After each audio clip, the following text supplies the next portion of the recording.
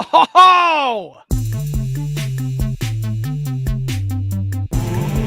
This is the Flex Network. Flex on everybody. Oh, yes, everybody. This is the Flex Network back again with another one of those block rockin' beats. I am Flex Matt. You can catch me in all the atrocities that I clearly am tweeting because Shane, our normal comrade, the guy whose face is on Sirius XM, whose voice is the smart thinking one. I am not that guy. I am the boisterous, loud guy. So you could tell our tweets are very different, but Brandon, Adam, another part of the trio, you can listen in Saturday mornings at the Flex Network 1. You can find Brandon by himself at Brandon Adam 19. Brandon, again, I know a lot of people know who you are because of the Flex Network, but can you again, anybody else who may not know who you are, give a little bit of an intro here? Sure. I'm just a solid fantasy football player that turned a little bit into a podcasting guy because of you guys. You guys helped me out get into the game, and I'm just a freaky Seattle Seahawk fan that is quite upset. And I told we were in the chat in one of our leagues, and we just said we got to talk about Seattle because this is just one of the most it's just a sad state that we're in, and I feel like our franchise is going to be flushed down the toilet for about the next 6 years. So I'm just very nervous about what's going to happen here. And I just wanted to talk about it with you because you're a Seattle guy. I'm from the Pacific Northwest, North Idaho guy. And it's just wild. And I'm ready to talk about some Seattle Seahawks. Yes. Russell Wilson. Okay, here's the thing. I live in the Pacific Northwest. I live outside of Seattle, about half an hour outside of Seattle. And, you get a lot of local sports based off of where, be Ollie's. Yeah, it's a lot of eyeballs here because we're going to talk about the Russell Wilson trade. We're going to talk about everything that is the destruction of an empire, of an era here. But like I said, I live about 30 minutes outside of Seattle. So pretty much generally, all of the news that I get through my feed is all Seahawks news. You know what I mean? Local this. That's how your phone listening in, right? You know it. But when I saw the news break, I'm in my chair. I manage a sales team. I'm in my chair, and I literally I double check it twice, 3 times. You know what I mean? I'm just like, wait a second, what is this? And then all I see is Schefter. You know what I mean? Oh. And then I'm like, okay, wait a second. Is this one of my favorite accounts, Black Adam Schefter? Because that's one of my favorite accounts. You know? Yeah, that's pretty funny. And I was just thinking to myself, this is gotta be not the right Adam Schefter, right? And I go, okay, you got the check mark next to your name. Boom. There it is. I stood up. I'm at work. I'm like, Russell Wilson has just been, I made a couple phone calls. I was like, are you seeing this? Or like, what just happened? I'm like, dude, Russell Wilson has officially been traded, and it end of an era. It is legit what this is. It's gut wrenching. My girlfriend just broke up with me. It's what I felt like. You know what I mean? My girlfriend of 8 years. You know what I mean? We got married.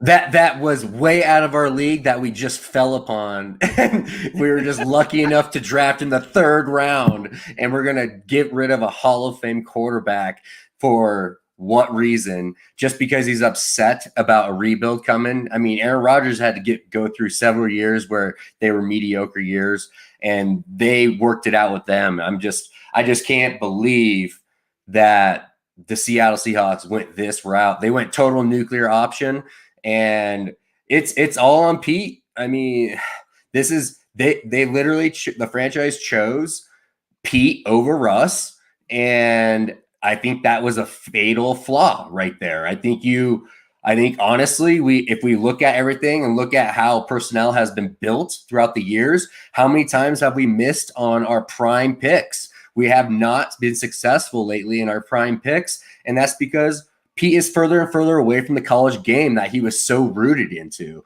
when he first came over to the Seattle Seahawks and brought all that knowledge to John and help out this organization and have Paul Allen there pushing and giving up all the assets to be able to push and push and push. And I think the franchise literally, it's going to be some dark times soon unless we really hit on a lot of draft picks fast. You said a lot there, and I really wanted to break some of it down. That's all of it in a nutshell. But let's talk about the organization, first. You say, well, the organization chose Pete over Russ. We gotta put the context together. So the organization is now ran by not Paul Allen, right? Who passed away, right? Passed away. So now you have a team thrusted upon somebody who doesn't really know how to run a football team. Okay. Which is fine. I mean, you can get yourself in and out of situations, maybe as a new owner or not necessarily a new owner, but you can bring pieces about your team to create something different if you're brand new at this. But what it seems like has happened by choosing Pete Carroll, I mean, you would have to understand that ownership had no other choice. I mean, you can't just say as a brand new owner, well, I'm going to choose the quarterback and not go with you, the owner, or John Schneider, the GM, and you, Pete Carroll, the coach, who are telling me to my face that, oh, no, if we keep Russ another year, we're going to have to pay him $200 million ourselves next year. Okay? Good. Which is, good, bad, indifferent, whatever. And here we're faced with, hey, we could get all this for Russell Wilson if we trade him and off him right now. And if you're a brand new owner to the team, you got to be thinking to yourself, well, all I know is John Schneider and Pete Carroll. Exactly. We're in these meetings together, right? And the meetings don't consist of Russ, right? Nope. Russell's not always in these who are we drafting meetings. Where's our team going meetings, who's going to be coming in to play offense, defense, who's our coordinators, all is the guy sitting right in front of you, and the guys right in front of you are Pete and John. So we don't, as a Seahawks ownership, we have nowhere else to turn. I mean, we can't say, oh, well, I'm going to choose Russ over the only people I know, it's like, so go ahead, Brandon. Russ has been the best quarterback in this franchise history. Like, there is nobody else, especially when you have a guy in his prime. He is still in his prime. He can ascend still if he's in the correct offense, if he was allowed to breathe a little bit within the offense and allow himself to be able to throw more often and being leaned upon more often in prime earlier downs. That they need to be able to be early down throwers. And that is something Pete Carroll has never evolved from. And I think it's going to end up being it was kind of back when he first came in charge of Seattle. It made sense to do that because the NFL was still kind of running the ball back then a little bit more per team. It was more normalized back then. But now that the offenses out of college are not the same.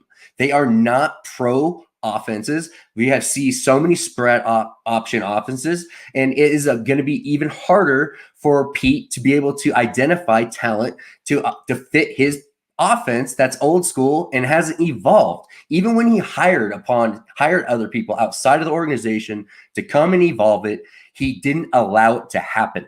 And I think that's why Russ, the last 2 years, he was warning everybody about this for 2 years, man.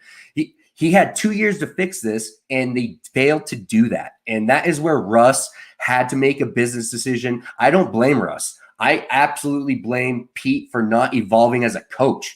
That is what is happening. And maybe he can throw it back old school. Maybe they trade and go get themselves a workhorse back that can stay healthy and they can lean on and do it all over again. But I just seriously doubt it in this modern era of football that we are watching today. I just don't see it. And you're right. B. Ollie has thanks for tuning in because we appreciate you. B. Ollie's a legend, actually. Yeah. We've had B. Ollie since our roster watch day, so really love you, man. He says as an Eagles fan, he really would like Watson to be on his team. So, and we'll get into Deshaun Watson because that's coming up here. And again, he says, hey, Pete's not going to be around forever. And so this is really what's tearing the whole industry up right now is okay, well, if you're going to get rid of your prime time, I mean, I would say, and I've said this before, I think Russell Wilson's the best quarterback in the NFL. I think you can make an argument for it. You can make an argument. I'm about to make a small argument on it, but what I'm basically saying is to play quarterback in the NFL and to be on the field and to drive stats and to win games, that's just a part of it.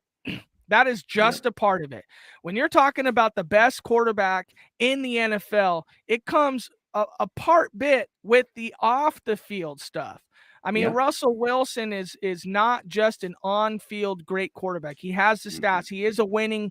He promotes a winning atmosphere no matter where he goes. But best of all, he's one of the best dudes you'll ever meet in your life. I mean, the guy was so much a Seahawk. He brought the town. Look at this right here. Michael Walters, our friend, Flex Mike. The world is burning in front of our eyes. I mean, it's what it is. Let's be truthful. It is truthful. I mean, you're right. The city of Seattle is breaking down. I mean, this is literally just as gut-wrenching as when the Sonics got sold. Okay? Dude. I'm just being honest with you. I mean, we might be watching as old men, 80-year-old men, we might be watching the documentary of the two sports blunders of all time. And let's talk about Russell. I mean, the guy makes weekly trips to Seattle Children's Hospital to talk with the people, the kids.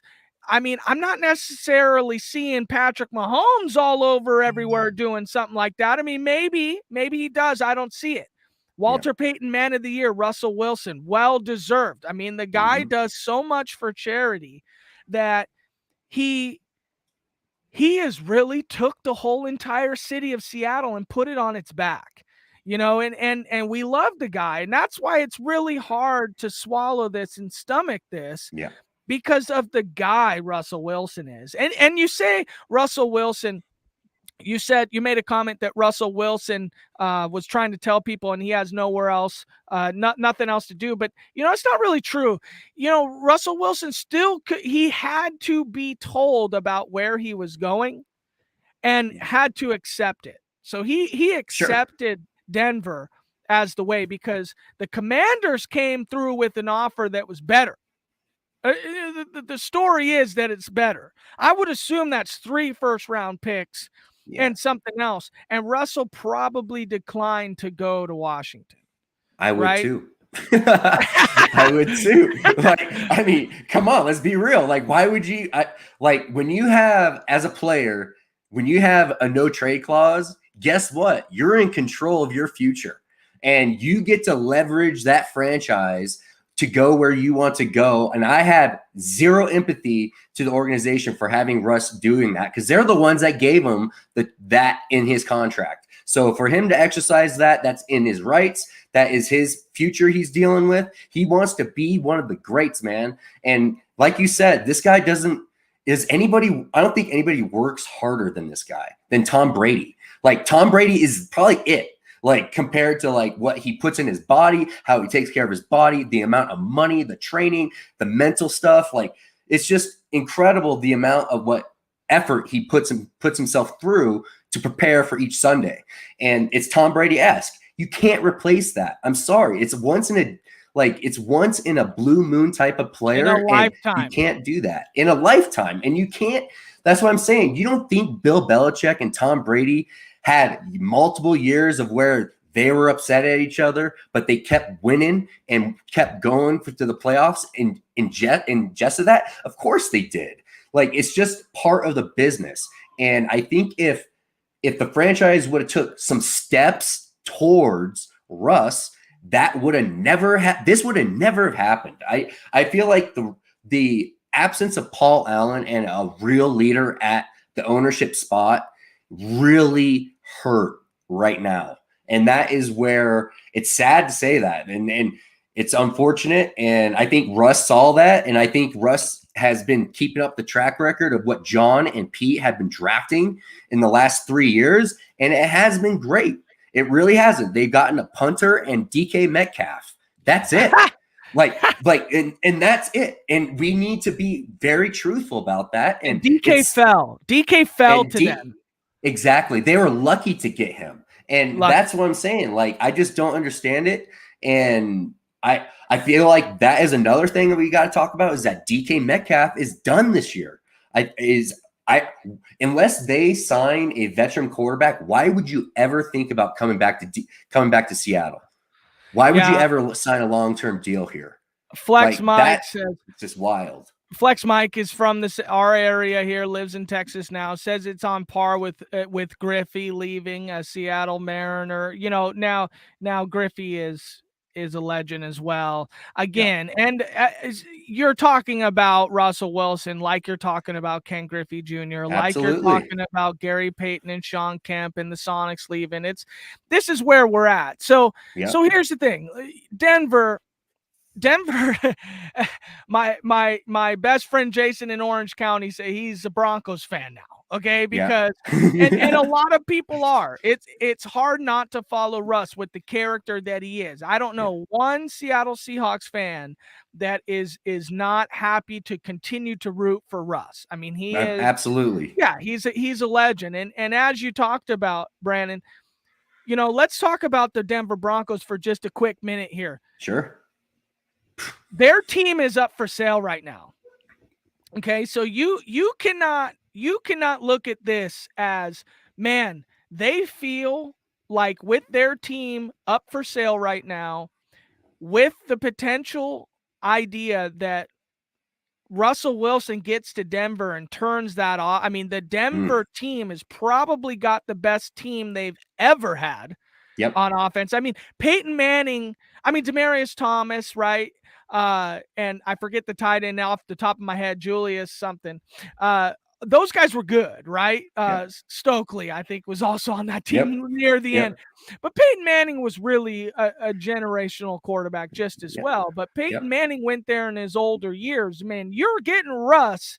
Prime Russ. I mean, you know, if Russ is ready to go to any offense, turn around the entire city and take them to multiple time Super Bowls. I mean, you can't look at the Denver Broncos as the best team right now to field Russ and what he wants to do and how he wants to run things in Denver and see Javonte Williams, Cortland Sutton, Jerry Jeudy, name it. Tim Patrick, you know, KJ Hamler, right? Albert Obueguanim, you know what I mean? Don't ask me. Albert O, probably. Albert O. Probably going to turn into one of the better tight ends of all time. Who knows? You know, Russell Wilson hasn't been able to find the tight ends in Seattle, but mainly here in Seattle, we have felt like, man, the tight ends really just haven't showed up to play. I mean, Jimmy Graham was there. When Jimmy Graham was there, Jimmy looked good. Russ and Jimmy connected. Russ, you put Russ on in the combine, or not the combine, in the skills competition. Okay. Watch the skills competition this year. And if you don't think Russell Wilson is throwing dimes, okay, to anybody in the entire NFL, better than anybody in the entire NFL, I would say the only thing that he doesn't have that somebody else has is Patrick Mahomes' deep ball. Not that he can't throw the deep ball, because Russell's one of the best deep ball QBs. I just don't think he's getting it 85 yards like Patrick Mahomes can. But it doesn't matter where it's going, because Russell's going to drop the dime in there. And we're going to see that this year. For all intents and purposes, in discussing that this is really a Seattle Down podcast, Russell Wilson is going to thrive in Denver. And you live in Denver. How does it feel? How does it feel to be in Denver as a Seahawks fan and now having to watch Russell Wilson You know?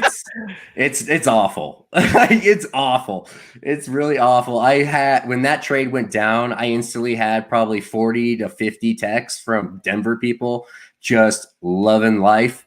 But what's crazy is this. So my wife is the most diehard Denver Bronco fan you'll ever meet. And she absolutely hated Russell Wilson. And so now she has to root for this man, and she's not too happy about it. But I told her, quit being selfish and just understand. Fall in love with Russ, okay? Like just understand how good of a quarterback you just got and what he's about to do to your organization and your city for the next, I don't know, 6 years, whenever they renew his contract. No, he will retire a Bronco. Yeah, he will retire a Bronco. No chance he's going anywhere else. No way. It's just what it is. And, you know, everybody's fired up out here, as they should be. They just got a Hall of Fame quarterback in his prime. And all they had to give up was a bust tight end that can't stay healthy, a defensive tackle, and a couple first and a couple seconds. Did you just say a bust tight end? Yeah, absolutely. No way. No. Okay. The guy cannot stay healthy. The guy cannot stay healthy. I've watched every snap of his career. The guy cannot stay healthy. And who is going to throw him the ball? Drew Lock? Like, what? My fan literally brings you zero value to this damn trade. And then they just signed Will Dissly to double down on the tight end position. What are they doing? Like, I just don't get it. You're getting fired up. We're going to get there. B. Ollie, who's the receiver to have in Denver? Patrick. So this Sutton. is, yeah, I mean, the real answer is Sutton, because no matter where you could get Sutton, I think it's inherently going to be of value to where he's going to produce. Yep. I mean, to be honest, right, because this is a fantasy football podcast, so we definitely got to talk a little bit about it, but to be honest, Cortland Sutton, I mean, where were you drafting DK Metcalf? I mean, 3rd round, 4th round, maybe early third round, right? So anywhere you were drafting DK, if you could get Sutton in your redraft leagues next year, anywhere behind that, it's a value, right? And Sutton, go back, Shane. We're gonna have to get Shane's player profiler video up again, because Shane did a wonderful video for their world famous draft kit, playerprofiler.com. We love those guys. Shane did a bit on Cortland Sutton. We're going to have to get that out here again, because it was really truthfully great. Sutton is a great wide receiver. He has the requisite size speed combination. Yes, a little bit down last year and maybe the years before, but again, look at the organization, see what they're doing. So they obviously see the talent they have set in place. They were missing one piece.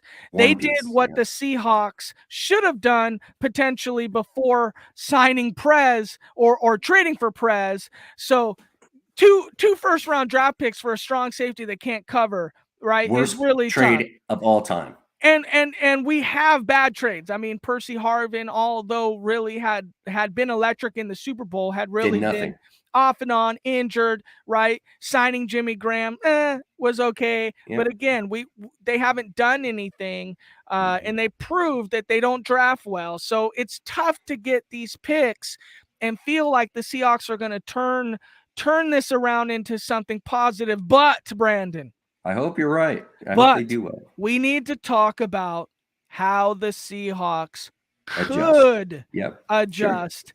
And how can this turn around and be good for the Seahawks? So let me tell you what I'm thinking, okay? Because here's the thing. It sounds like we're out on the Watson. Watson was out on us, not the Seahawks. Watson was out on us.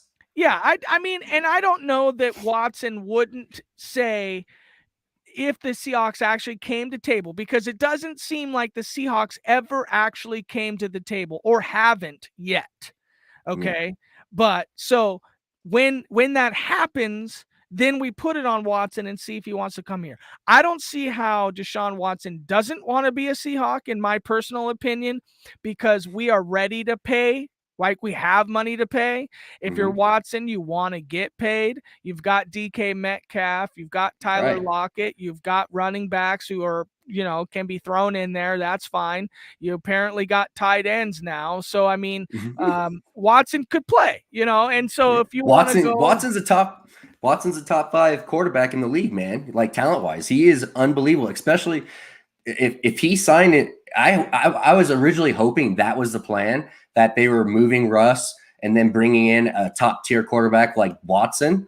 But because of their relationship with previous trades with Dwayne Brown with the Texans already, they have a relationship established over there with that ownership and that front office.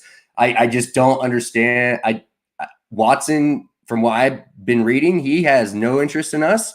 So I think he believes that DK, I don't think he wants to play for Pete, because I think that everybody, quarterbacks understand when you play for Pete, you're going to be kind of stifled a little bit with what he wants to do. Off.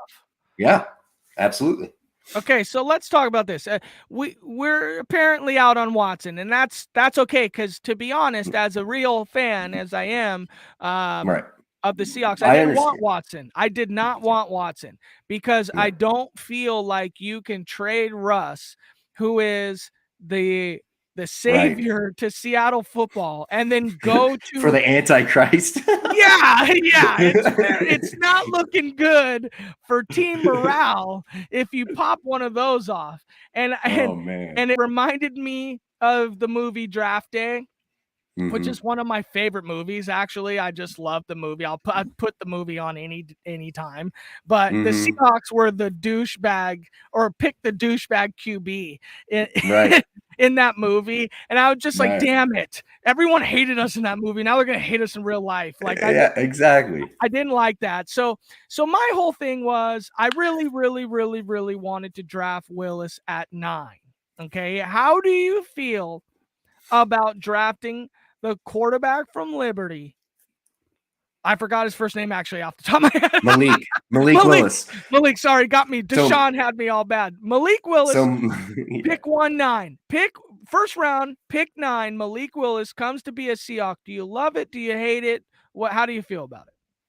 I think that is a natural fit for Willis and his skill set. He fits our offense, like Russ learned. But I mean, the difference between Russ and Willis, though, when they both came out, Russ was way more polished, man. He ran a pro-style offense at South Carolina and Wisconsin.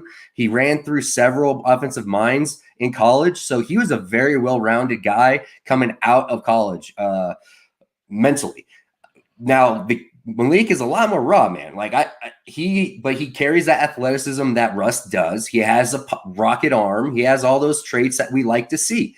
And supposedly he's got that character that you're talking about that Russ had. Now, there was a video. Yeah, exactly. Like, people do things without cameras looking, and bam, I mean, you get caught. And look at that, and you can see somebody's characters and get a little bit of a lens into their soul. And obviously the guy cares for people, so that's great. But as a talent, though, he's raw. Like, he's going to take some time. And I think it's going to be very rough for him if we ask him to be the guy right away. I don't know if he's Russell Wilson. Is he going to cut? Remember, Russell he took over in training camp. Like, nobody expected him to do what he did. And he came in there and blew everybody away. And that's why he was a special guy, man. And that was part of the makeup that made Russell, and why people believed in that cat. And especially when it was on game-winning drives, believed in him. And especially when you got DK Metcalf, a volatile wide receiver, man. This guy has real attitude when he plays, and when he's competing, this guy is real. And I don't know if he's going to chew this rookie apart like a TO or something, like, I'm nervous about that. Like, he's used to Russell Wilson. He's used to getting, helped, not being the guy that, does everything and helps aid his quarterback. The quarterback was the one helping DK evolve as the wide receiver DK has become. And that is what my biggest question is with Malik. Can he handle a guy like DK Metcalf when they're losing? Like, can they do that? And, and Pete tried to calm DK Metcalf down several times, even the last 2 years, and he can't do it. It was Bobby Wagner that had to go in there and talk to DK Metcalf to get him to calm the hell down and get Which back is and focused. upsetting because And this is not a Bobby Wagner podcast either. Rest in peace to Bobby. You know what I mean? dude, and this is not a good sign, but you're right. But you're right. So let's talk about Malik Willis for a second. So sure. We obviously are okay with the bridge QB. I mean, apparently we didn't necessarily need Drew Lock, but the Broncos were like, listen, we're not getting out of this unless you take Drew Lock off our hands. Okay. Yeah. What if we brought Malik Willis in and he sat behind Drew Lock for a whole year? Right. Okay. I mean, realistically, for the future of our team, that's probably better anyway. We go out there, we lose games. Trey Lance it, let him sit, let him enjoy that. But if we do that, if we go that route, I'm telling you, DK is not going to sign back in Seattle. And that is the only star that I'm interested in having under contract for the future of this team currently. And that is number one priority for Seattle. They should make that happen, but they're not going to be able to, because look what Christian Kirk just got. $18 million. I don't expect a superstar talent like DK with his stature, his media, what he does, the sponsorships. He actually really cares about the kind of things that athletes care about, is with exposure and doing well so they can get paid off the field as well. He's all about that.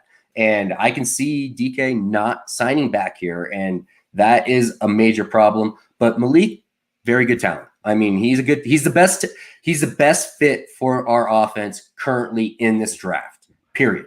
Something that I heard somebody say the other day just about the Seahawks is, what if the Seahawks are just so used to Russell Wilson, and part of the reason why we're potentially so okay with trading Russell Wilson is, like everybody clearly knows, I mean, I don't think it actually really fits Pete Carroll's system. We just struck gold with Russell Wilson. Exactly. And we had to do what we had to do, and that's fine. You know, we all fell in love with Russ, Pete and Russ, everybody there, you know. So what if, I mean, why pick Malik if traditionally Pete Carroll's not what if Malik's actually not a Pete Carroll-esque type player?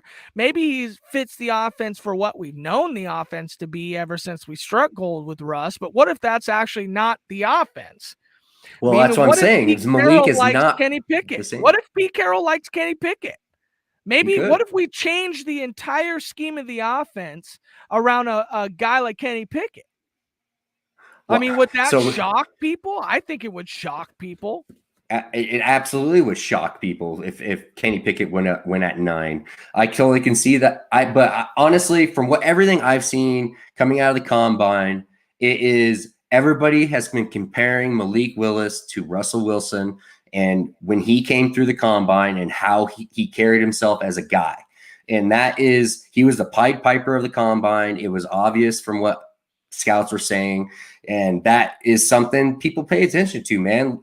When you're scouting nothing but the best of something has to separate you. And when you're in a group and these guys are gravitating towards you, there's a reason for that, man. There's a reason. And that is something that Pete is all about. That is one thing that Russ sold them 100% on, was leadership. And that is what Malik Willis is. He can handle it. Bobby's gone, right? Bobby's gone. Exactly. Who's going to calm down DK Metcalf if DK is a part of our future? And you would like to think that you would like to do something to get somebody like a DK riled up. You're riled up on Malik Willis. I'm riled up on Malik Willis, and I'm going to be at the draft in Vegas, and I'm going to be quite inebriated at the time of pick 19. Okay. Oh, and if the Malik Willis pick comes off the board, I mean, and people have talked about it. I mean, Pete Carroll is not going to be around for much longer. No. I mean, not on no offense to Pete Carroll, but he's rather old. He's the oldest oldest coach in the NFL. and it's almost a danger at this point. Now that Russ is gone, we just don't know what Pete's going to do, where Pete's going to go, and Pete has to hit on this thing. Pete's been signed. He's been extended for a few more years, so saying, he's got a little bit of time. I don't and that's mean what I'm saying. I'm saying, like, what happens if he runs down the field and he falls over, and now oh boy, the aid car. That would be terrible. I mean? But I love Pete Carroll, dude. I'm a big USC guy. asked me the drink of choice, so I'm a mimosa guy. Okay, I'm a huge mimosa guy. I'm a Costco alcohol pop guy. Okay. Oh my God. Try them, but White Claw guy also. Champagne though is my number one drink of choice. But sorry, Brandon, I'm going to tangent a little bit. Thank you, Bialy. Appreciate you. Love you. Let me say this. Here's another thing that I've theorized a little bit. How far down? Okay, we know that Seahawks, they trade down. They trade down. That's the Seahawks thing. They trade down. They'll trade so far down, and then they'll overdraft somebody. Malik McDowell. Okay, you remember that, right? Yes. Right. ATV accident. Never made it onto the field. A trash pick. Okay. Frank Clark did well for us, actually, after trading down. I believe we went Frank Clark, and then now he's on the Chiefs and might come back. Who knows? Yeah. He had a big contract, was a good signing for us, but we like to trade down. I'm thinking to myself, and the reports are that the Steelers are over the hill about their love for Malik Willis. Sure. Okay.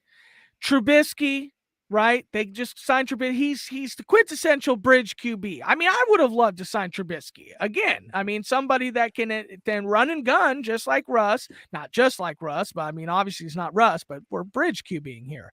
But what if the Steelers come to us for Malik Willis and they want to trade the farm to us? Exactly. And we just take everything we have into next year and go to get DJ Ungalele. If that's how you say it. Yeah, Clemson. That dude, honestly, I've been screaming at on our Saturday podcast about how weak this actual quarterback class is. And that's why I'm pissed we did this year. Like, when there's actually no other real options that we could go get, unless the plan is literally to just try and get a top 5 pick next year and kind of be like where the Niners were kind of they were a good team and they got all these injuries and they had a high pick. And that's kind of the situation we got, but it happened through trade and free agency loss.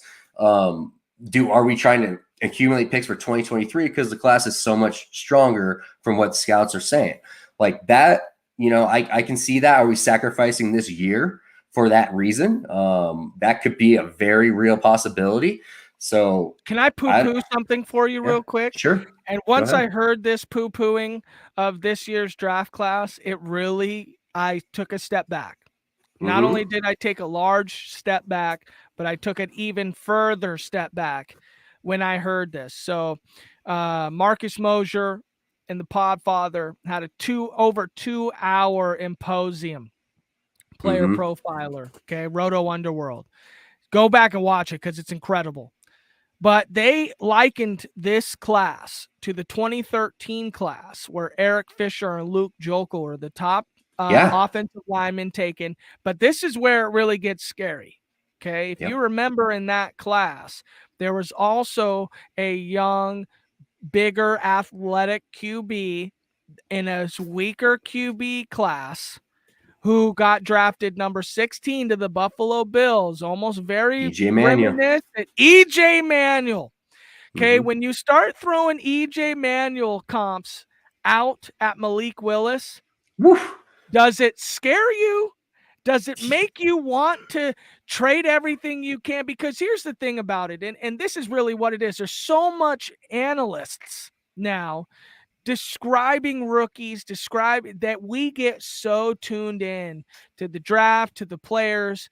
And I mentioned this to you before when you had Treylon Burks as your 101 ahead of Breece Hall. And I told you, and I said, man, you really are talking like somebody who hasn't been N'Keal Harried, or Paris Campbell. Where I didn't pick N'Keal Harry that year. I'm just saying, like Malik Willis, right? What if we look at this draft as it was pre-combine. Everybody thought this is one of the weakest drafts Sure. in recent memory. Now all of a sudden you're in on Treylon Burks, you're in on Malik Willis, you're in on Olave, you're in on all these guys, where right before combine, right before everybody started getting their hands on this class and getting you jazzed on it, we weren't jazzed on it at all. Now you start hearing the mutters that the 2013 draft class is very reminiscent of this class. E.J. Manuel, Malik Willis. That's not a very fun way to look at things. Tyler Eifert was like pick 11 that year or something like that. And it was really just not a great, but Eric Fisher luckily had been able to come back after his 101 blunder. But knowing that, I'm trying to say, if we trade back from E.J. Manuel, if we trade back for that and let somebody come into our pick, because we're really in that. I mean, we have two organizations in the Saints who are also really hot on Deshaun Watson, and the Steelers, and even maybe Washington, who could then come and attack us now for Malik Willis. Are you willing to trade that pick back, or do we really believe that Malik Willis can be our guy and come into the franchise? Because if so, then we got to take him. But if we are at odds about this, a couple more first round picks to tackle on to everything we have gets us into the 101 next year. If the team is Jacksonville again, who don't need a quarterback, then the Seahawks are primed to go get that. Who's to say it's not us that earns that 101? I will tell you why, because our offense is actually, there's no way. DK Metcalf, Tyler Lockett, come on. With Drew Lock running it? Yeah, we want to go on to win games, man. We're not going to be the number one. We're going to win more than 2 games next year. If I'm going to be taking a dive out of this draft class when I have Malik Willis on the clock for me and I have the opportunity to draft him, and if I'm saying I don't trust him as the guy to take in a top 10, yeah, I'm okay with being a losing franchise for the year. That's the plan.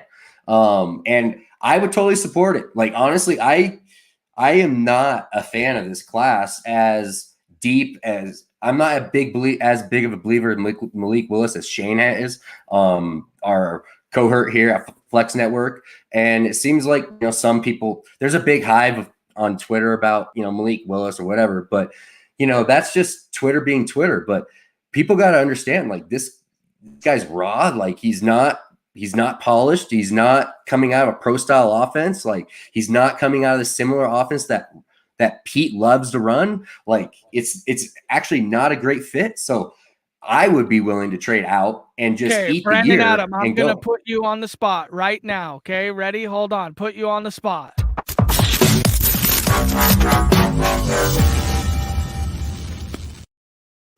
In the first round with pick number 9, Brandon Adam, you are the general manager of the Seattle Seahawks. You are John Schneider.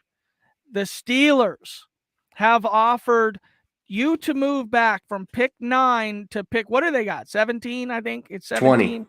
20. They have offered you pick 20 and a first rounder next year to move back from 9 to 20. Are you taking it, or are you drafting Malik Willis? I'm moving on. I'm moving the pick. Like, if I can garner more picks into next year, I'm okay with moving on from this team. This team is going to get turned over. It's already happening. We can't sign Dwayne Brown. We didn't even sign DJ Reader, one of our most important DBs that runs the defense. People got to realize that we're not close. That's why Russ left. And that is something we got to come to reality with. And Malik Willis isn't the answer to that. If you're not 100% like me, if John's 100%, go for it, man. Do it. But if it's me, I'm not 100% on Malik Willis coming out of Liberty to come and run my franchise for the next 15 years. No, I'll take the picks and I'll move on into a better class of 2023 and eat the bullet this year. Wow. Okay, then. You got to be savage, man. You either be savage about it if you're really going to move on. Yeah, we just moved on from a from a Gone. freaking Hall of Famer. I mean, I would assume it's a Yep. first ballot Hall of Famer is Russ. I mean, the guy Yep. did so much more than just win a Super Bowl. You can Yep. play his tape for an hour on all Yep. the good things that he's done, and you don't have to have a commercial break. Okay. Yep. Okay, so let's say the Seahawks are in a true rebuild. You know, the real idea is that it has been known that Tyler Lockett is for sure on the trade block. But if Yep. I'm Seattle, I'm keeping Tyler Lockett and I'm dangling DK out there on the trade block because Yep. no way that you're going to allow DK to walk out off of the team like Never. you did before. We've done this before. Instead of being ahead on trading guys like Earl Thomas and Sherman and even Bobby Wagner, because now looking at us, I mean, it's what's the point, right? Because we should have moved on. I love Bobby. We should have moved on before that last contract. If we were going to, right? So, Yeah. I mean, now we definitely are. So what's the point, right? So I think we got to keep Lockett. I mean, if we're gonna change the team morale, DK has to go. DK, if you want returns and you want future assets to be able to move in and target players in a much stronger draft of next year, then yeah, you got to move on from DK. And I think that is probably what's going to end up happening. But if, like I said, I'm going to do everything possible if I can sign DK. Like DK is, you can sell tickets on that guy. That guy will fill seats because he's a freak in nature and he's going to make plays no matter if it's Drew Lock spinning the rock to him or freaking Geno Smith. Like the guy's going to make plays. And that's somebody that you can, as an ownership, that you would want to market in media. And I get that. Lockett makes a lot more sense because you can trade a sensible contract for wide receivers compared to what just happened in free agency this year with Christian Kirk, a similar kind of guy, a small wide receiver. But Lockett is such a stud. He's actually a much better pro than Kirk ever has been. And I think he would have a hell of a market. Will be. Potentially will. Hell of a market. I think he would have a hell of a market. And you keep the superstar, you pay him, you keep him happy, and you move on from Lockett, from aging veterans, and let them go play and go compete for a championship somewhere else. Do the right thing by them because they did the right thing by us for years. And that's another thing I was pissed about is the class that Pete had when they let go of Wagner. Supposedly Wagner came out on Twitter and said that they didn't even call the guy. Like that is absolutely classless move. And I just like, that is the kind of stuff that it really hurts to see that because you know who's going to see that? Deshaun Watson, those free agents that you could have went after, like big free agents in the future, they're going to take note of all the stuff that you did to Hall of Fame players, what we did with Richard Sherman, what we did to Bobby Wagner, what we did with Earl. It's just a line of them, man. Name it. And now Russ. Like guys, it's a line of them. The franchise forever. And you're right. Forever. You're right. When Bobby wrote that tweet saying, man, you know, it would be nice to have found out not just from going on social media. I mean, what do you mean? So you're saying that you called the PR guy before you called Bobby Wagner to let him know that you were releasing him? Like, are you serious? Are you serious? Like, I understand Jordan Brooks can fill right in. You know, I get he that. Can play. But Jesus, he plays all right. Let the guy know that he's being released. I mean, give him more, you know, because I'm sure that wrenched his heart just as much as it did the fan base, everyone else. Big time. Big time. Bobby was our heart and soul, man. Like throughout that whole run, like on defense, the once Cam got hurt, man, it was Bobby. And Bobby kept that together, kept that unit going. And I got so much respect for Bobby and how he plays the game and who he is as a human being. It's the same thing as Russ. And I just can't stand the fact that we treated him like a subpar, you know, we were a subpar organization. Yeah, like get out of here. Like that was just not my thing. And I would have never have done that if I was in charge of this team. It just doesn't. This is human relationships, and these things come back, man. There's reputations that hold, and people hold those kind of things deeply, man. Players remember everything. Like, Yeah, let's remember talk everything. about that real quick. A side note on that. It's just the same as the Falcons. So the Falcons knew about the Calvin Ridley thing well before everybody else knew about the Calvin Ridley thing. Right. Didn't have to say anything or do anything. So when the trades came flying over their desk for Calvin Ridley, Arthur Blank was like, no, we are Can't do dealing it. with him inside the organization. We're not just going to off him. We know what he's been doing. We know what's been going on. We've been told by the NFL, right? So good on them. Good on the Falcons for doing it. Shitty on the Seahawks for just toasting our boy Bobby Wagner. Okay, Brandon, as we get through this here, I've got two things and then we'll end this here. Number one, Colin Kaepernick. Oh my God. I was hoping we were going to talk about it. Colin Kaepernick recently working out with Tyler Lockett. Okay. Now, could have been working out with anybody. Okay. Could have been working out with anybody. Now, admittedly, I believe the Seahawks were the only team with real interest in Colin Kaepernick before anyway. So I think maybe he's trying to shoot his shot, right? But Tyler Lockett is the lifeblood of our offense now. I mean, as a person, as a leader, as a locker room guy, he's out there catching passes from Colin Kaepernick. Yeah. Okay, what a weird turn would it be for us to trash our hometown hero in Russ, kick him out of here, Bobby Wagner, and then to sign Colin Kaepernick, which I think would be a good move. Like, I like Kaepernick. I think that, and I like what he stands for. I think the team is behind Kaepernick, was behind Kaepernick, and I'm fine with all that. I mean, it would be a media haze for sure. And but I mean, if you're gonna have a bridge QB, right? Like I'm saying, Kaepernick's not the future, right? So we draft Malik, or maybe we don't, but we bring in Colin. I heard that Colin Kaepernick would be a great signing for the Seahawks because we would still sell tickets next year 100% and be okay with losing the games if we got Colin Kaepernick making his return to the NFL. So it's a great quintessential bridge QB. What do you think about Colin Kaepernick? I was watching the actual clips today, and I mean, he looks similar to what the guy was back in the day. He's an athletic freak baseball pitcher that has a long windup, but has, the feet to get out of trouble when he needs to. And he's a dominant. He looks way skinnier than he used to be when he was dominant. Well, yeah, because he's not in NFL shape. Yeah, he's not. You can just see that it would take some time. Like, it would take some time for him to get some weight on and be able to run the ball like he used to. But, Lockett liked him. I mean, if Lockett likes it and he signed off on it, like you said, we have said, Lockett is a big time leader in this team, on this team now that Russ is gone.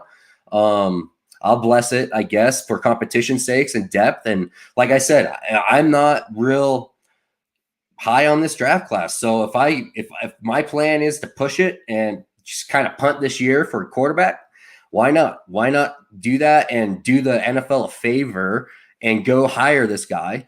And so that media circus is over for the league as well. And that black stain that has been carried upon by the NFL for a while now. And it's just this, but Kaepernick, Pete likes him. Pete always has liked him and always did. So Pete's a project coach. It wouldn't surprise me. It wouldn't surprise me. And he has, he would throw some deep ass bombs at DK. I know that. Like, yeah, I know would be a field day. It would be a field day to have Kaepernick being at the helm. Yeah. It wouldn't erase the stink or, wash. It would be like Cam Newton in Patriots, but with a little bit more juice. With a lot more juice. I mean, a little bit. Well, juice in the aspect that Cam Newton sucks and nobody likes the guy's character. I mean, I'm just saying juice, but a little bit more juice as far as a character-driven quarterback. And like I said, okay, so here's part two of that is if it isn't Colin Kaepernick and we trade up, trade down, right? So I think the two trade partners for the Seahawks that fit the most to trade down with would be the Saints and the Steelers. Yep. So would you be happy getting back a Taysom Hill or a Mason Rudolph as a bridge QB over a Drew Lock? I No, I'll just let Drew Lock do his thing. Just let So him you'd go. maybe go for another piece. You wouldn't Yeah. even grab these middling No. QBs. No. Okay, No. DK Metcalf. What do you think he garners on the What market? the same exact deal that Stephon Diggs went for Not to in Buffalo. money. Oh, which was what again? It was a first, I think a second, and another late pick. So it was a few picks. And I think that's good return on a third or a second round investment. I think lots of teams would go after it, DK, if he was really on the block.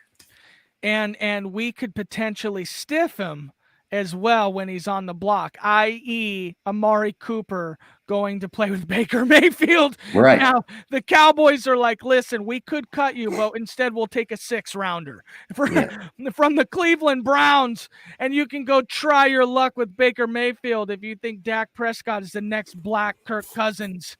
You know what I mean? I can't believe he said that. Yeah, he said that. He said that. It's so funny. Okay. Lastly, the Seahawks as a franchise, looking at the picks, looking at what we got for Russell, knowing everything that we know, it seems like Pete and John are out in Seattle. It's only a matter of time. Maybe next year. I mean, they could potentially ruin it just like they've ruined it all the time. They're out. We have new coach, new GM, new ownership, new everything. Would you prefer to go that way, or would you prefer to attack getting new players in the draft? Like, what do you think is going to be the recipe for success in Seattle? Is it truly getting rid of Pete and John before Pete's ready to retire and sing his serenading song? Or do you think that we can actually capture success as an organization by going to the draft, attacking it, and trying to come out on top? Well, I think it's obvious that the organization has backed John and Pete because they both got contract extensions. I think they get at least 2 seasons.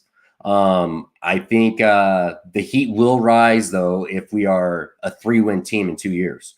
Like if that's our future, that will end up being them being fired. And they totally did. I've already said they should have adapted, but now that they've chosen to go away from our Hall of Fame quarterback, instead, they got to run and just you got to fully 100% commit to Pete. Then, like it's just like if that's the way they're going stability. They're going the Tomlin route. They're going the Bill Belichick route. That's what they're doing. They're going to allow them to do their thing and make magic one more time. That's what they're betting. And we'll see, but I thought, before this horrendous decision was made, I would have kept John. I like John. I just think Pete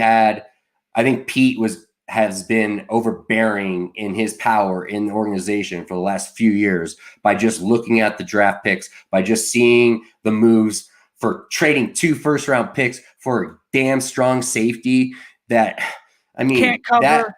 That can't cover. Like it just like that stuff right there was who plays in the box, but you decide to keep him out of the box, even though you went and got him so that he could attack the QB, and then basically kept him out of the box. That was not a John Schneider move. I guarantee you that was not a John Schneider move.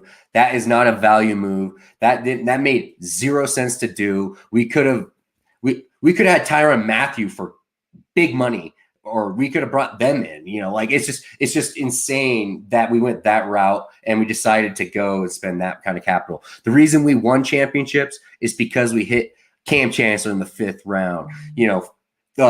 Russ in the 3rd, Bobby in the 3rd. We also have Richard in the 6th. DK in the 2nd, Lockett in the 3rd. Like that is where we made our money. But in the last 3 years, something happened. Doug Baldwin, undrafted free agent. That man was our heart and soul. Like that was our gritty dude. And we even treated him kind of crappy when it was time for him to get paid. Like it's just, it's just wild to me. And Yeah, so I think the organization is quite obvious. They committed 100% to Pete's vision, and they're going to allow Pete to build a foundation before he retires. My final thing to say is I just don't think that they pulled the trigger on this trade without fully expecting whoever was going to be there at 9 to actually be there. I think that once the combine happened, once they knew that the Broncos were off Aaron Rodgers, and maybe they heard that Deshaun Watson was favoring Carolina, Saints. And I think that it's more Carolina, because I think Carolina in front of us is really the only team that could either trade Atlanta back. is another one. Atlanta, yeah, but now they're in the market for Deshaun Watson, apparently as a last thing, because he's from there. Watson's from there. That tells me that they don't like Malik Willis. That tells me they don't like him. Yeah, so you're right. So that's what I'm saying. They pulled the trigger on the trade because I think that they like Malik. Yeah. Pete and John love Malik. And I think that's really what this all boils down to. I think that, and I also was thinking that, man, the Panthers or whoever has us by the gonads, because they could make that call when they're up and say, hey, listen, we love Malik. Give us all your picks. And then we're the freaking Chicago Bears trading up one pick to go draft Mitchell Trubisky. Okay? Yeah, you know what I mean? That's what I'm saying, dude. Anyway, this is the Flex Network. That is Brandon Adam. I am Flex Matt. This was an intriguing conversation. I really enjoyed this. We are homers 100% because that's our team. And it's really hard not to be homers when you're talking about Russell Wilson. Okay. It's different. It is so different. You know what? Trevor Lawrence isn't doing well in Jacksonville, right? He hasn't endeared himself to the culture yet. I feel like right now they could be like, screw it. We don't want him anymore or whatever, but we got an 8-year Super Bowl winning, God-loving man. You know what I mean? That is just an incredible person, human being. He was just traded off of our team. It's just exactly like when the Sonics left. It hurts. Tragic. It hurts real bad. And yes, it's raining here, which is not unnormal. It rains all the time. Yes, we hate it. Now we hate it even more. Yeah. But for Brandon Adam, Brandon, where can they catch you guys? I believe it's Saturday mornings, right? Saturday mornings, 8:30 Mountain Time. That's when everything's Mountain Time to me. But so 8:30 Mountain Time. My Twitter handle is Brandon D Adam 19. Check me out. Let's give me a follow and check out our content. We try to put out as much as we can, and we're going to keep going, and we're going to keep grinding for this draft and giving you guys gems like Drake London, Sky Moore, players like that.